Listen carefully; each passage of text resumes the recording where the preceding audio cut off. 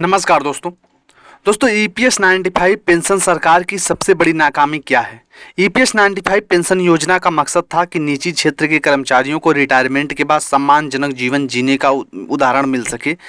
लेकिन अगर आप उदाहरण के तौर पे मैं आप लोगों को बताता हूँ, रामदयाल शर्मा ग्वालियर से हैं, 27 साल फैक्ट्री में काम किए। रिटायरमेंट के बाद इनको जो है 2100 रुपये की पेंशन मिलती थी। दवाइयों और किराने के लिए जो है इनके पास पर्याप्त पैसा क्या था? नहीं था।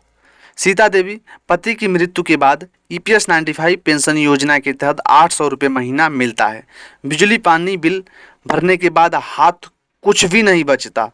हजारों ईपीएस 95 पेंशनर तक आंदोलन, धरना, भूख हड़ताल करते रहते हैं, लेकिन सरकार ने सिर्फ आश्वासन दिया है, कोई ठोस कदम इन जो है 11 सालों में नहीं निकाला।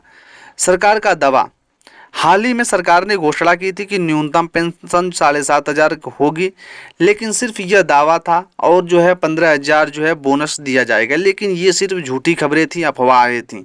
अभी तक लाखों पेंशनर्स हैं जिनको यह लाभ नहीं मिल पाया। समय पर पेंशन वितरण जागरूक और प्रक्रिया में पारदर्शिता की आप देखोगे भारी कमी देखने को मिलता है। सरकारी कर्मचारी रिटायरमेंट के बाद लाखों रुपए की पेंशन, डीए, एलटीसी, मेडिकल सुविधा जो है उनको हर साल बढ़ोतरी के हिसाब से दिया जाता है।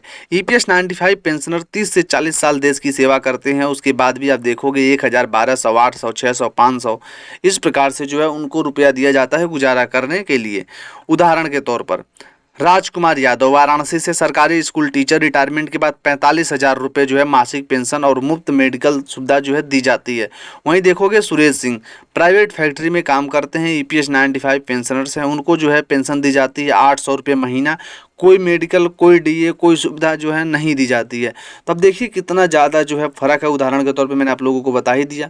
अभी राजकुमार यादव जो है उनको 45,000 रुपये दिया जाता है, और एक जगह आप 1,000 भी सही से नहीं दे रहे हो या 1,000 भी दे रहे हो, तो आप सोच लीजिए कितना बड़ा डिस्टेंस जो है वो सरकार ने बना के रखा हुआ है। चुनावी वादे और जुमले, जनता के साथ छल क्यों? हर चुनाव से पहले पेंशन, किसान, बेरोजगारी, महिला सुरक्षा, बड़े बड़े वादे जो है वो किए जाते हैं। चुनाव के बाद घोषणाएं जो है सिर्फ कागज पर होती हैं, जमीनी हकीकत कुछ और ही बदल जाता है।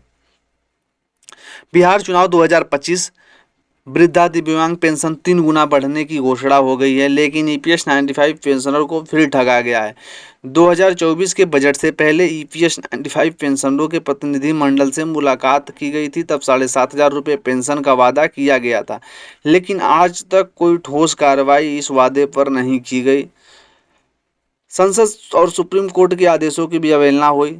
संसदीय समिति ने महंगाई कई गुना बढ़ गई है, लेकिन पेंशन जस के तस है, इस प्रकार जो है उन्होंने कहा था, लेकिन कोई सुनवाई नहीं हो गई। जब भी आप देखोगे कि सुप्रीम कोर्ट 7,500 जो है लागू करने को भी बोलता है, लेकिन कोई सुनवाई नहीं होती है।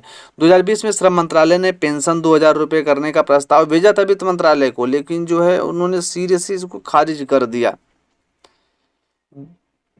आंदोलन, लाखों पेंशनर धरना प्रदर्शन, भूख हड़ताल पर बैठे, लेकिन सरकार ने उनकी कोई सुनवाई नहीं की। दिल्ली के जंतर मंतर पर ईपीएस 95 पेंशनरों का धरना महीनों तक चला, लेकिन सरकार ने ईपीएस 95 का सोल्यूशन जो है आश्वासन ही दिया और आगे उन्होंने कुछ भी काम नहीं किया। कई पेंशनर्स इलाज के अभाव में दम तोड़ दिए, परिवार को बेसहारा छोड़कर चले गए। किसान कर्ज, आत्महत्या, एमएसपी का झूठ, आय दुगनी करने का वादा, किसान आज भी कर्ज में डूबे हैं। एमएसपी सिर्फ कागजों पर ही दिखती है, केंद्रों पर लूट है। हर साल सैकड़ों किसान आत्महत्या करते हैं। पंजाब, हरियाणा, यहाँ पे आप देखोगे तो बिचौलिया भी हैं। हर साल 2 करोड़ रोजगार का वादा होता है, लेकिन रिकॉर्ड स्तर पर ऐसा कुछ भी नहीं होता है। उत्तर प्रदेश पुलिस भर्ती पेपर लीक, लाखों युवाओं के भविष्य के आधार में क्या हुआ? रेलवे ग्रुप डी भर्ती 4 साल से प्रक्रिया अभी अधूरी है, युवाओं को क्या मिला? अब युवा आंदोलन पे नहीं जाएंगे तो कहाँ जाएंगे?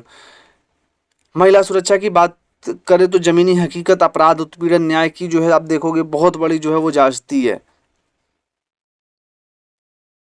सिर्फ महिला आरक्षण बिल सिर्फ चुनाव जुमला बनाकर जो है इसको थोप दिया जाता है, फिर जैसे वो लोग उधर जाते हैं वैसे इसको जो है साइड कर दिया जाता है। प्राइवेट स्कूल, 1 साल की फीस 1 लाख से ज़्यादा है गरीब बच्चों के लिए।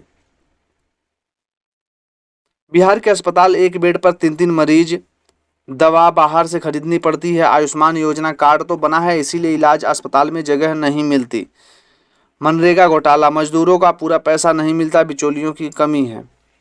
पेंशन वितरण में कोई कमी नहीं दिखेगी।